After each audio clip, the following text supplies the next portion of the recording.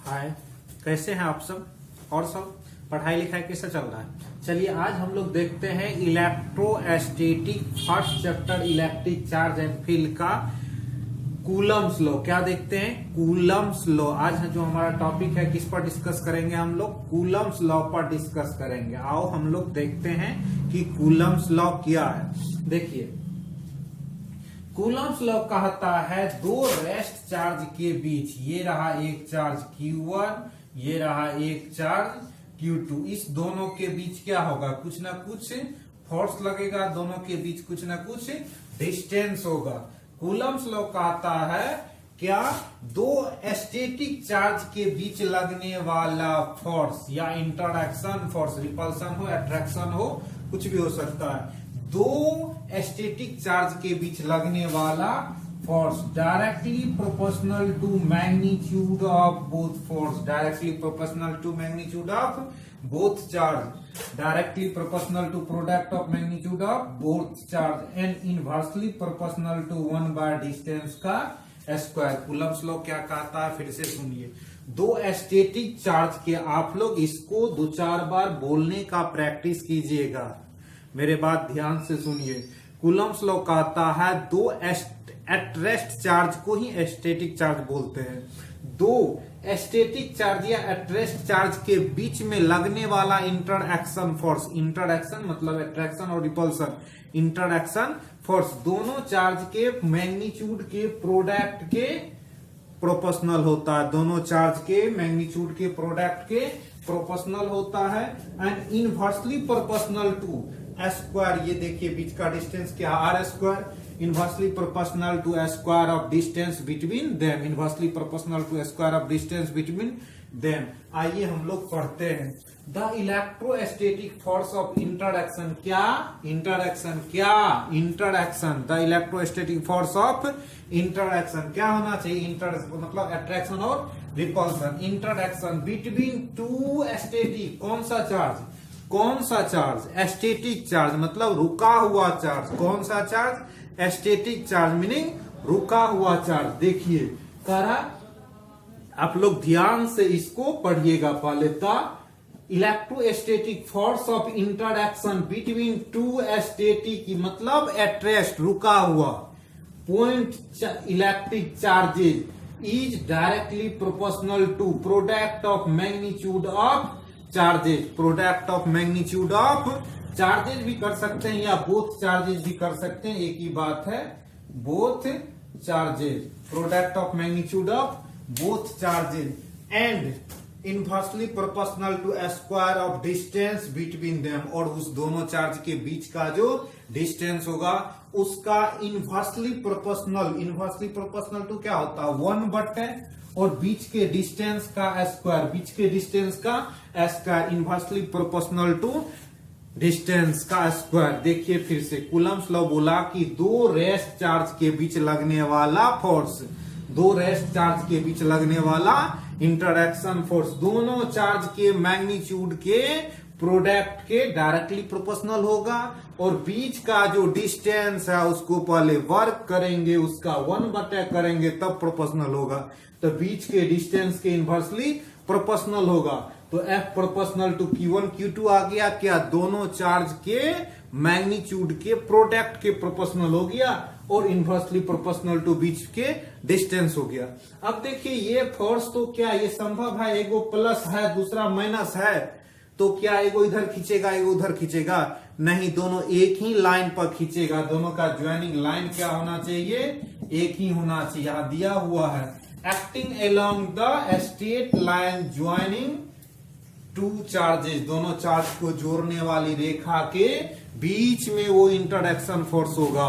दोनों रेखा के बीच जो जोड़ती है ना दोनों रेखा को लाइन, उसी रेखा पर ये इंटरएक्शन फोर्स लगेगा, और ये इंटरएक्शन फोर्स दोनों चार्ज के मैग्नीट्यूड के प्रोडक्ट के डायरेक्टली प्रोपोर्शनल होगा, और inversely proportional to square of distance between them. Inversely proportional to क्या हो जाएगा? Square of distance of between them. फिर से सुनिए कि ये जो दोनों चार्ज है इस दोनों के बीच में जो भी इंटरेक्शन होगा, एगो प्लस है तो माइनस है, अट्रैक्शन होगा, इसके बीच जो भी अट्रैक्शन फोर्स है ये दोनों चार्ज के मैग्नीट्यूड के प्रोडक्ट के प्रोपोर्शनल होगा। मतलब प्लस नहीं लेना है, माइनस नहीं लेना, सीधा मैग्नीट्यूड लेना, Q1 Q2 को गुना करेंगे वो F के प्रोपोर्शनल होगा। तो दोनों चार्ज के मैग्नीट्यूड के प्रोपोर्शनल होगा और बीच के डिस्टेंस के स्क्वायर का इनवर्सली प्रोपोर्शनल होगा। इसलिए R का क्या कि 1/r का स्क्वायर कर दीजिए। अब देखिए दोनों समीकरण को आप लोग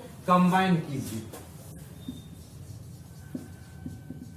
कंबाइनिंग 1 and 2, 1 और 2 को जैसे ही कंबाइन करेंगे F proportional to Q1 Q2 बटे क्या हो जाएगा R स्क्वायर। यहां से F एक प्रोपोर्शनल का चिन्ह हटाते हैं, ये जो प्रोपोर्शनल का साइन है, प्रोपोर्शनल का साइन है, इसे रिमूव करते हैं। तो एक क्या आएगा, हटाने पर एक कांस्टेंट आएगा Q1 Q2 divide R square. जहां मतलब क्या होता है where K equal to Coulomb's constant. इसको क्या बोलते हैं, K का वैल्यू कूलम्स कांस्टेंट है।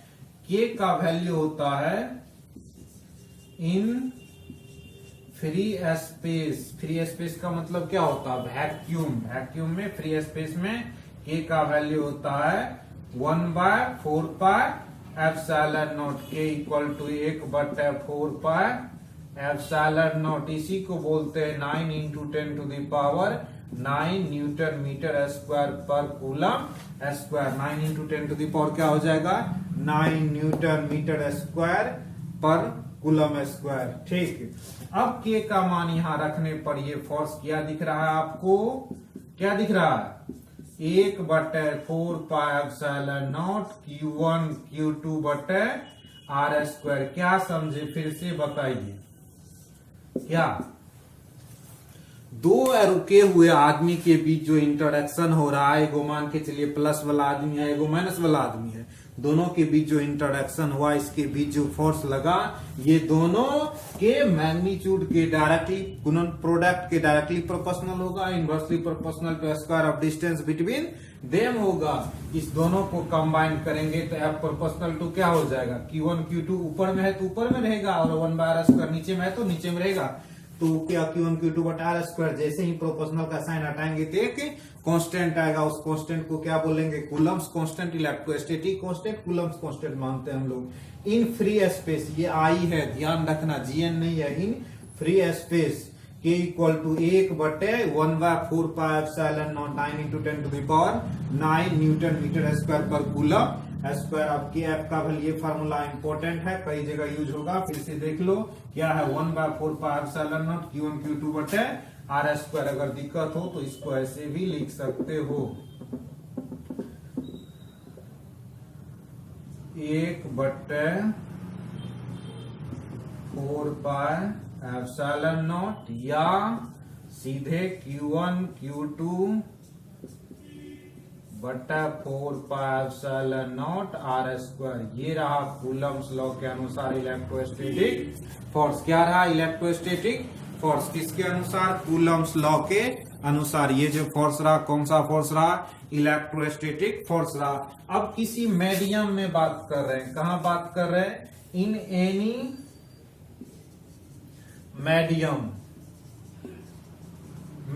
में तुमको बता दे एप्सिलॉन बराबर होता है epsilon R into epsilon not. अगर दिक्कत हो तो मैं बता दूं, रिलेटिव परमिटिविटी एप्सिलॉन R बराबर एप्सिलॉन बटे एप्सिलॉन नॉट बताए हैं। ठीक, पिछला वीडियो अगर नहीं पढ़ा है तो पिछला वीडियो जाकर के आप सब देख लीजिएगा, उसके बाद इस लेक्चर को देखिएगा। अब चलिए यहां से एप्सिलॉन नॉट का वैल्यू निकालते हैं। तो एप्सिलॉन R इंटू कितना हो जाएगा, एप्सिलॉन नॉट होगा, epsilon R into epsilon not.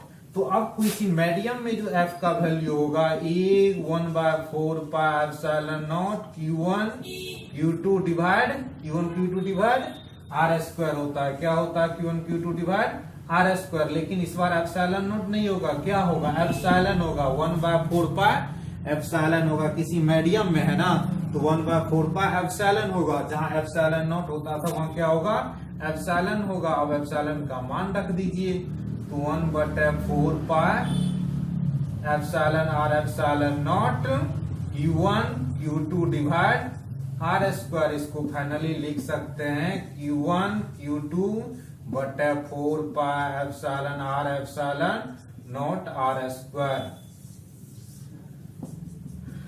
कोई दिक्कत है तो आप कमेंट करके हमें बताइएगा, हम फिर से इसको डिस्कस कर देंगे। आप फिर से इसको समझिए। क्या बोला, एक चार्ज यहां रुका हुआ है, एक चार्ज यहां रुका हुआ है। इलेक्ट्रोस्टैटिक्स मतलब रेस्ट वाला चार्ज, रेस्ट वाला चार्ज। तो एक चार्ज Q1 यहां पर है, एक चार्ज Q2 यहां है। दोनों के बीच लगने वाला फोर्स दोनों के मैग्नीट्यूड के प्रोडक्ट के डायरेक्टली प्रोपोर्शनल होगा, और square of distance between them, दोनों के बीच के डिस्टेंस के स्क्वायर का इनवर्सली प्रोपोर्शनल होगा। दोनों को कंबाइंड किए तो F प्रोपोर्शनल टू क्या आया, Q1 Q2 बटे आर स्क्वायर। जैसे ही प्रोपोर्शनल का साइन हटाएंगे तो ये रिमूव करेंगे, कांस्टेंट आएगा कूलम्स कांस्टेंट। क्या, कूलम्स कांस्टेंट, समझे? क्या होगा ये के का मान, कूलम्स कांस्टेंट या इलेक्ट्रोस्टैटिक कांस्टेंट। फ्री स्पेस में इसका वैल्यू होता है 1/4 pi epsilon naught, 4 pi epsilon naught, जिसको 9 × 10⁹ न्यूटन मीटर स्क्वायर पर कूलम स्क्वायर बोलते हैं। क्या बोलते हैं, 9 × 10⁹ न्यूटन मीटर स्क्वायर पर कूलम स्क्वायर। तो अब फाइनल फार्मूला आ गया है F = Q1 Q2 बटा 4 pi epsilon naught R square. इसी का किसी मीडियम में बात करेंगे तो मीडियम में रिलेटिव परमिटिविटी एप्सिलॉन आर बराबर एप्सिलॉन बटे एप्सिलॉन नॉट, एप्सिलॉन बटे एप्सिलॉन नॉट। ठीक, एप्सिलॉन बटे क्या हो जाएगा, एप्सिलॉन नॉट। तो यहां से एप्सिलॉन = क्रॉस मल्टीप्लिकेशन करेंगे तो एप्सिलॉन आर इंटू कितना हो जाएगा, epsilon not. F = 1/4 pi Q1 Q2 divide क्या हो जाएगा, आर स्क्वायर। यहां से F का एप्सिलॉन का वैल्यू रख दो, epsilon R into epsilon naught. तो final formula F = Q1 Q2 divide 4 pi epsilon R epsilon naught R square है। ये ध्यान रखो, क्या है, ध्यान रखिए, ये कौन सा आर स्क्वायर हुआ, यही हुआ आपका कूलम्स लॉ। कौन सा, कूलम्स लॉ का फार्मूला भी आ चुका है, मीडियम में भी, फ्री स्पेस में भी। इस पर कई न्यूमेरिकल इसके बाद हम लोग देखेंगे। इससे पहले हम लिमिटेशन ऑफ कूलम्स लॉ देख लेते हैं, कूलम्स लॉ वेक्टर फॉर्म में देख लेते हैं, फिर superposition of principle of Coulomb's law देखते हैं। उसके बाद हम लोग नेक्स्ट टॉपिक न्यूमेरिकल का करेंगे, उसके बाद हम नेक्स्ट टॉपिक करेंगे।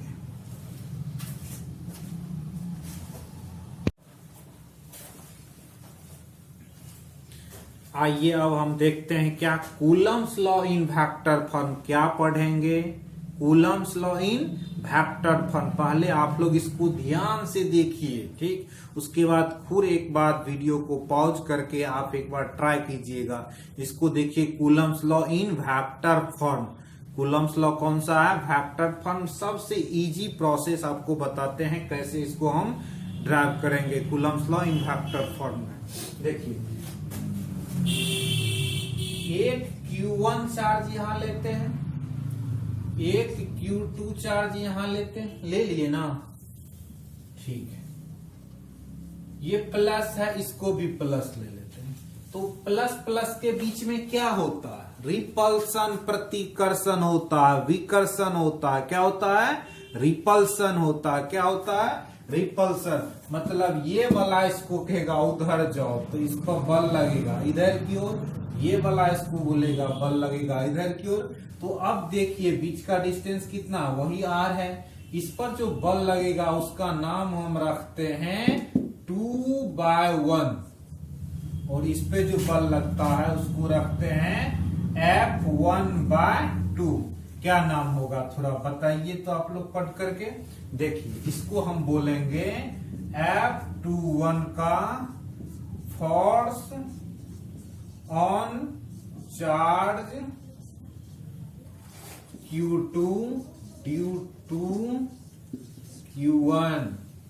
क्या होगा, Q1 Q2 पर किसके कारण फोर्स, Q1 के कारण force on charge Q2 due to Q1। फिर से समझिए, इसको किसने बोला धक्का दिया, Q1 ने बोला ना।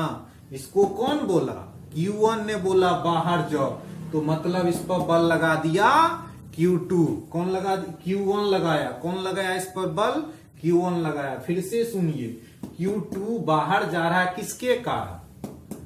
Q1 के कारण। तो Q1 बोला Q2 पर तुम बाहर जाओ, इसीलिए force on Q2 due to Q1, इसका नाम हो गया F21। अब देखिए फोर्स ऑन 1 2, ठीक, force on charge Q1 due to Q2।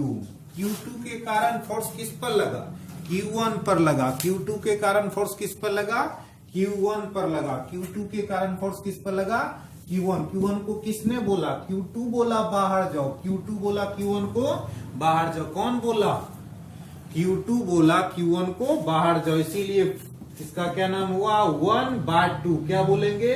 Force on charge Q1 due to Q2, due to Q2, या बोल सकते हैं बाय Q1 भी बोल सकते हैं कि चार्ज Q1 पर फोर्स किसके कारण लगा? Q2 के कारण लगा। किसके कारण लगा? Q2 के कारण। अब चलिए हम लोग देखते हैं, ये जो डायरेक्शन है हमारा F21, इस डायरेक्शन में हम एक यूनिट वेक्टर मान लेते हैं। क्या वैल्यू मान लेते हैं? R cap is a unit vector. R cap क्या है आपका? यूनिट वेक्टर है। आर कैप क्या है आपका? यूनिट वेक्टर है। तो अब बताइए फोर्स का वैल्यू कितना होता? K Q1 Q2 बटे आर स्क्वायर, ये फोर्स का वैल्यू है। किस पर? ये हम दे रहे हैं, इसका नाम दे रहे हैं F21, ठीक। तो अब देखिए इसका यही सेम डायरेक्शन में है, दोनों ना सेम डायरेक्शन में है ना, यहाँ आर कैप लगाएंगे। क्या लगाएंगे? R cap. ये अब देखिए फोर्स ऑन 1/2, 1/2 F12 का वैल्यू अगर देखें फार्मूला तो Q1 Q2 ही होगा, लेकिन आर स्क्वायर। लेकिन इस बार डायरेक्शन कैसा है? ये दोनों का डायरेक्शन देखिए, ये दोनों का डायरेक्शन क्या है? अपोजिट है ना। अपोजिट के लिए माइनस आर कैप लगा देंगे। क्या लगा देंगे? Minus R cap. तो यहां से आपको क्या आ चुका है थोड़ा बताइए तो। आप लोग इसे ध्यान से देखिए, F12 का वैल्यू आ रहा है Q1 Q2 divide R square into क्या? आर कैप, और साथ में क्या लग चुका है? माइनस लग चुका है। साथ में क्या लग चुका है? माइनस। तो अब देखिए न्यूटन का third law, Newton third law of motion का आता है इक्वल एंड अपोजिट फोर्स लगता है। ये एक एक्शन रिएक्शन फोर्स हो गया, और यहाँ पर एक्शन रिएक्शन फोर्स ऑलवेज एक स्ट्रेट लाइन में काम करता है।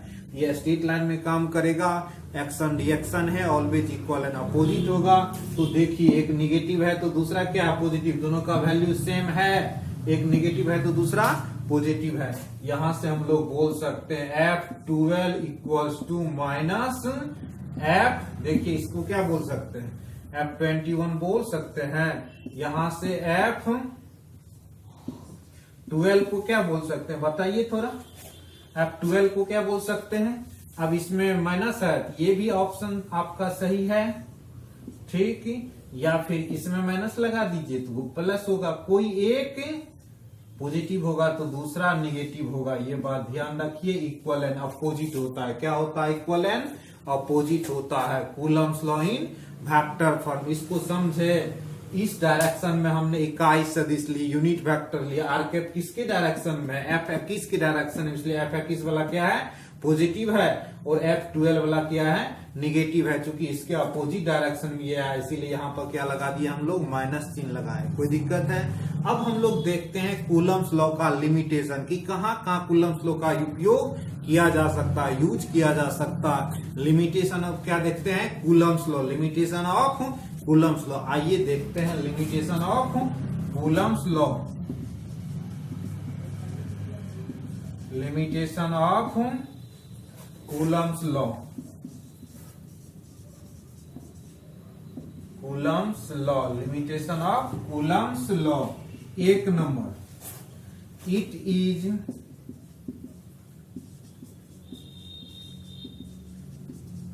applicable only at rest charge, at rest charge। It is applicable only at rest charge. दूसरा, it is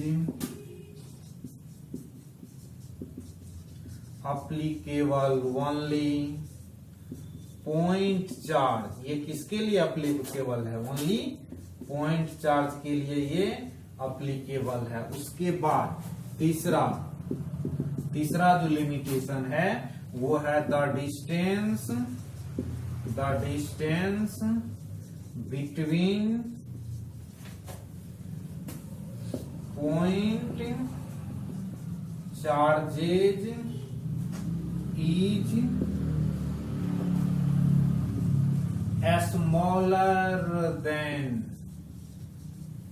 smaller than its magnitude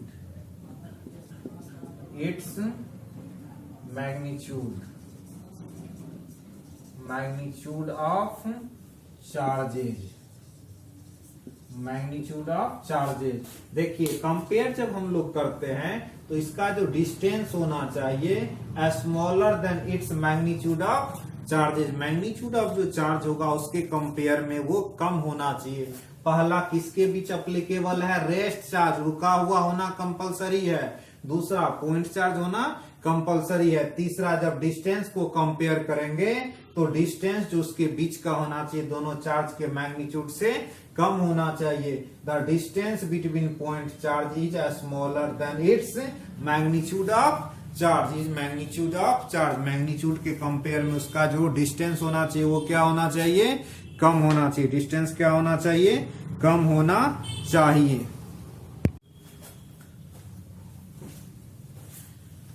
तो आप सब अब देखिए, हम डिस्कस कर रहे हैं superposition principle of electric force. Superposition principle of electric force. क्या?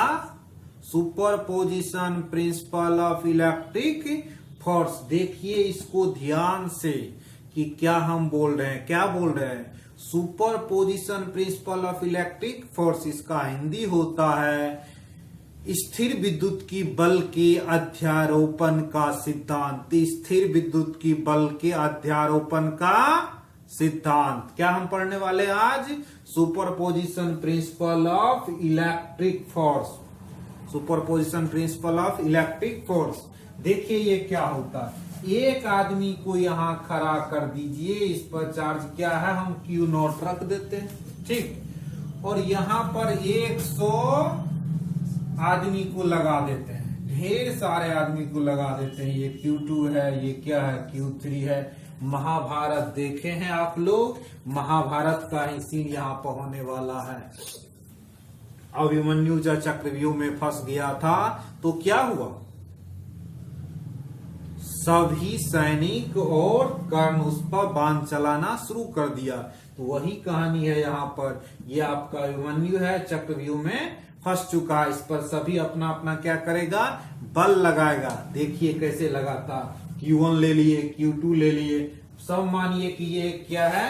टोटल योद्धा है, सैनिक है। ये सब क्या करेगा? इसको मारने का कोशिश करेगा, ठीक। मान लेते हैं Qn है, संख्या बहुत सारा है, ठीक। जितना लेने का मन होगा उतना ले सकते हैं हम लोग। क्या मान लेते हैं? Qn।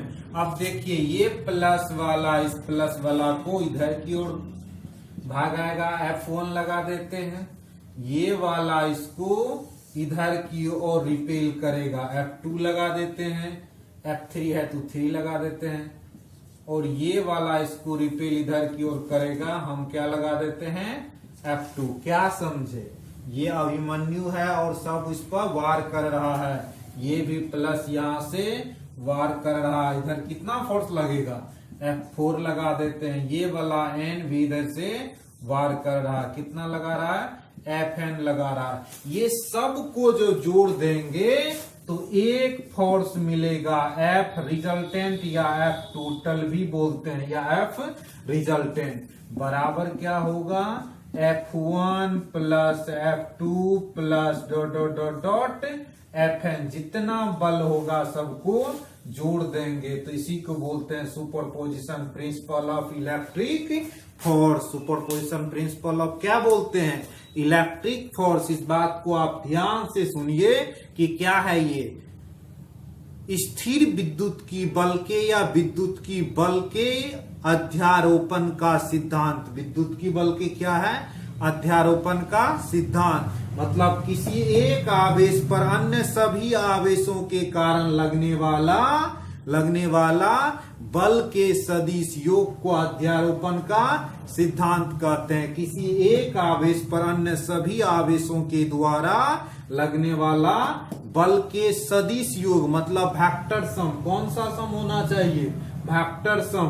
कौन सा सम होना चाहिए, वेक्टर सम। देखिए यहां लिखा हुआ वेक्टर सम। कौन सा सम, वेक्टर सम को क्या बोलते हैं हम लोग, principal of superposition of electric force. Principal of superposition of electric force. क्या समझे कि एक चार्ज पर जितना फोर्स लगेगा सबको जोड़ देंगे। एक चार्ज पर जितनी फोर्स लगेगा सबको क्या कर देंगे, वेक्टर के रूल से जोड़ देंगे।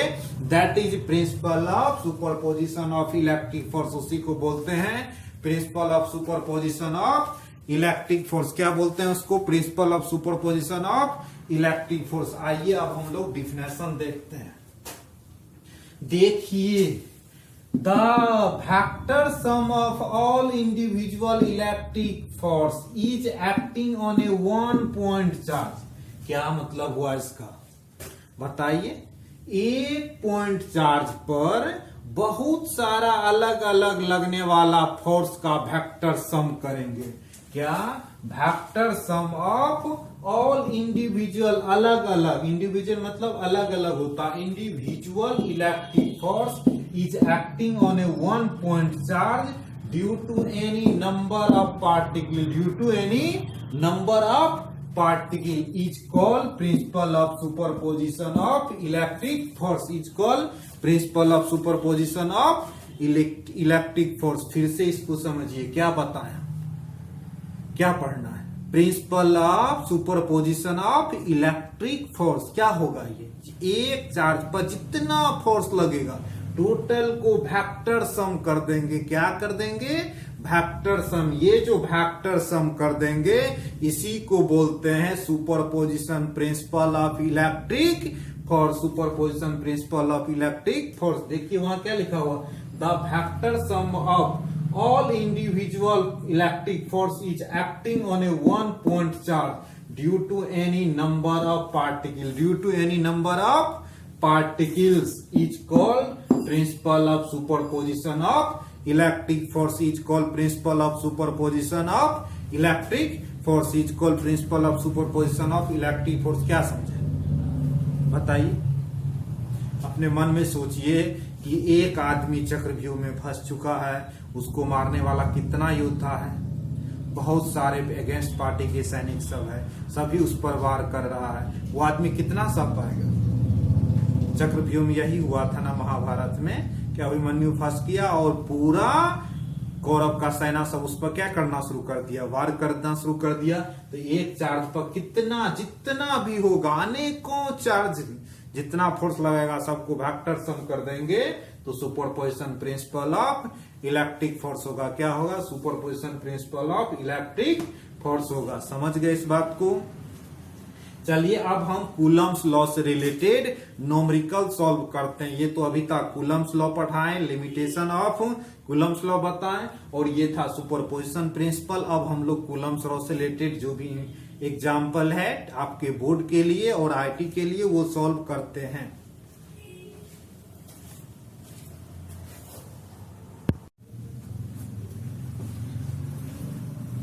आइए अब हम लोग क्या करते हैं, कूलम्स लॉ जो थ्योरी पढ़े थे उससे जो भी रिलेटेड न्यूमेरिकल है उसको सॉल्व करते हैं। ये थ्योरी वेस्ट न्यूमेरिकल है। इसके बाद हम लोग आईटी लेवल लेकर के आएंगे, फिर हम लोग आईटी मेन और एडवांस लेवल लेकर के आएंगे। ठीक, पहले हम लोग थ्योरी वेस्ट न्यूमेरिकल को देखते हैं। आइए इस न्यूमेरिकल को सॉल्व करते हैं। पहले सॉल्व करने से पहले आपको समझाते हैं, आप इस क्वेश्चन को समझिए, फिर वीडियो को पॉज कर दीजिएगा और फिर अपने से सॉल्व करने का कोशिश कीजिए। फिर सॉल्व नहीं होता तब मेरा सॉल्यूशन देखिएगा। आइए हम इस वीडियो को स्टार्ट करते, लेट अस नाउ स्टार्ट। देखिए the force between two small क्या है, स्मॉल चार्ज पार्टिकल है या स्मॉल चार्ज स्फीयर है। ध्यान रखिए, small charge sphere having charge of कितना है, Q, मान के चलिए एक स्फीयर है जिस पर चार्ज Q1 का वैल्यू 1 इंटू 10⁻⁻7 कूलम है। दूसरा स्फीयर क्या है, ये है Q2 का वैल्यू 2 इंटू 10⁻⁻7 कूलम है। दोनों के बीच की डिस्टेंस क्या, दोनों के बीच की डिस्टेंस देखिए 20 सेंटीमीटर अपार्ट, मतलब अलग है। कितना सेंटीमीटर अलग है, 20 सेंटीमीटर अलग है। तो आइए दोनों के बीच का डिस्टेंस r बराबर मान लेते हैं 20 सेंटीमीटर। पहले इसको मीटर में बदलिए, किस चीज में बदलिए, मीटर में बदलिए। तो आइए बदलते हैं, r बराबर 20 cm। ठीक, तो इस 20 cm को हम लोग क्या करेंगे, 20 डिवाइड 100, किससे डिवाइड करेंगे, 100 से डिवाइड करेंगे। ये कैंसिल हो गया और 1/5 मीटर हो गया। क्या हो गया, 1/5 मीटर हो गया। आइए अब फोर्स देखते हैं कूलम्स के लॉ के अनुसार, अकॉर्डिंग टू कूलम्स लॉ। किसके अनुसार है, according to Coulomb's law. Coulomb's law के अनुसार F का वैल्यू कितना निकला बताइए। के मन में आप सोचिए, के Q1 Q2 बटे R करो, यही बताए थे सर। क्या बताए थे, के Q1 Q2 बटे R²। अब इसमें क्या करते हैं, हम मान डालते हैं। आइए, के का मान कितना याद है, बताइए ना। के का मान 9 इंटू 10⁻9 लिखाए थे न्यूटन मीटर स्क्वायर पर कूलम स्क्वायर। और Q1 का वैल्यू कितना है, 1 इंटू 10⁻⁻, बोलिए 1 इंटू 10⁻⁻7। ठीक, Q2 का वैल्यू देखिए 2 इंटू 10⁻⁻ कितना, -7। और डिवाइड क्या है आपके पास, 1/r 5 का स्क्वायर कर देते हैं।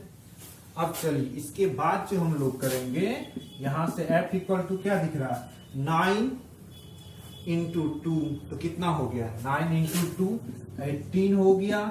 और ये 25 क्या होगा, नीचे से ऊपर जाएगा, 5 क्या हो जाएगा, नीचे से ऊपर चला जाएगा। तो यहाँ कितना हो गया, 25 हो जाएगा, 25 हो जाएगा। और उसके बाद ऊपर में क्या अवेलेबल है, 9।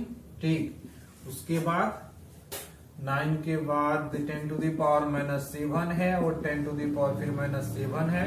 डिवाइड तो कुछ भी नहीं है। ठीक, अब इसको गुना कर लेते हैं, क्या कर लेते हैं, 25 को और 18 को प्रोडक्ट कर लेते हैं। क्या कर लेते हैं, 25 और 18 को हम लोग प्रोडक्ट कर लेते हैं। और प्रोडक्ट करने के बाद क्या लिखेंगे, आपको बता दें, ये हो जाएगा 4.45 पर 0। और होगा कुछ, देख लीजिए प्रोडक्ट करके आप लोग।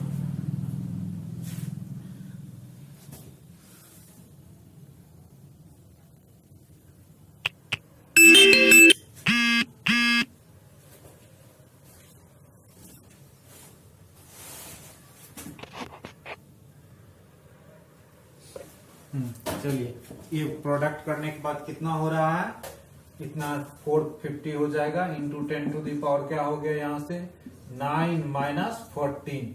यहाँ से 450 इंटू 10⁻, कितना हो रहा है, देखिए इसको सब्ट्रैक्ट करके, तो 4 -5 हो जाएगा। क्या हो जाएगा, -5। इसमें 100 से डिवाइड कर दीजिए और 100 से प्रोडक्ट कर दीजिए। डिवाइड करने पर ये 4.5 इंटू 10⁻⁻5 प्लस 2 0 ऐड करके 4.5 इंटू 10⁻, क्या हो जाएगा, -2 न्यूटन। क्या हो जाएगा, -2 न्यूटन। क्या समझे, 4.5 इंटू 10⁻⁻2 न्यूटन हो जाएगा। 4.5 इंटू 10⁻⁻2 न्यूटन। क्या क्या किए बताइए आप लोग। हम लोग किए हैं कि एक Q1 चार्ज है, दूसरा क्या Q2 चार्ज है। एक Q1 चार्ज है, दूसरा Q2 चार्ज है। एक Q1 है, दूसरा Q2 है, दोनों के बीच के डिस्टेंस है 20 सेंटीमीटर। इस 20 सेंटीमीटर को पहले मीटर में कन्वर्ट किए, 20/100 1/5 मीटर हो जाएगा। According to Coulomb's law F equal to Q1 Q2 divide क्या हो जाएगा R स्क्वायर। K का वैल्यू 9 इंटू 10⁻9, Q1 का वैल्यू 1 इंटू 10⁻7 और Q2 का वैल्यू 2 इंटू 10⁻7 डिवाइड 1/5 का स्क्वायर। तो F इक्वल टू कितना आ चुका है, अब यहाँ पर देखिए इस बात को, F इक्वल टू 18, 2 इंटू 9 18 और ये गया तो 25। इसको सॉल्व करोगे तो 450 इंटू 10⁻9 माइनस 15 आ जाएगा, और जो सॉल्व करने के बाद 4.5 इंटू 10⁻3, 1 मिनट सॉरी, 10⁻3, मतलब B option is correct. B option is correct. क्या आंसर हो गया, बी ऑप्शन करेक्ट है। इस क्वेश्चन को समझ गए आप। इस क्वेश्चन को पॉज करके एक बार खुद से आप ट्राई करके देखिए।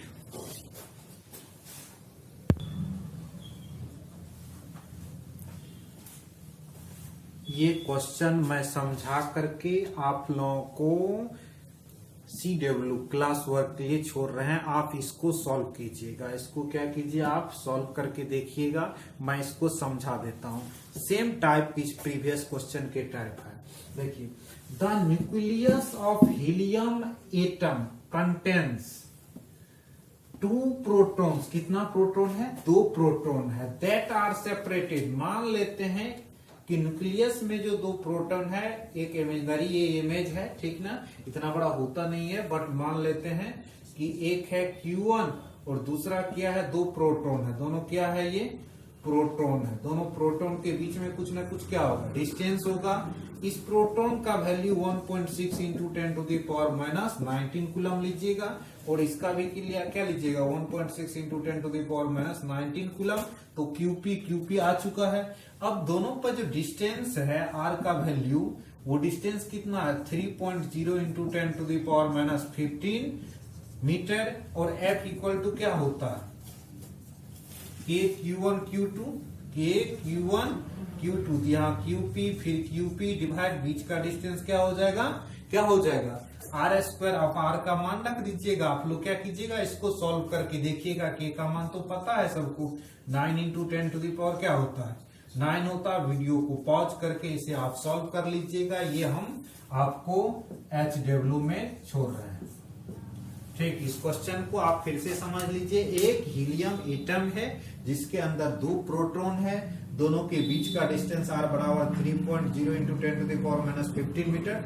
इतना बड़ा स्ट्रिप नहीं होता, बट ये इमेजनरी इमेज है, तो ऐसा बता है हम कि 2 प्रोटॉन एक हीलियम का एटम बॉन्ड है, ठीक ना। वो दोनों के बीच जो फोर्स लग रहा है, उसके बीच का डिस्टेंस इतना दे रखा है। और क्या करना है, इसको कूलम्स लॉ के अनुसार फोर्स F का वैल्यू निकालना है। F का वैल्यू क्या करना है, निकालना। इसका जो आपको आंसर हो जाएगा, वो आंसर मैं आपको बता देता हूं। आंसर 25.6, बी ऑप्शन करेक्ट होगा इसका। ठीक, आप लोग इसको सॉल्व करके देख लीजिएगा। नहीं सॉल्व होगा, अगर नहीं सॉल्व हुआ तो फिर आप कमेंट कर दीजिएगा, मैं आपको सॉल्यूशन डाल दूंगा। लेकिन इस क्वेश्चन को आप खुद से सेल्फ ट्राई कीजिए, बेहतर रहेगा।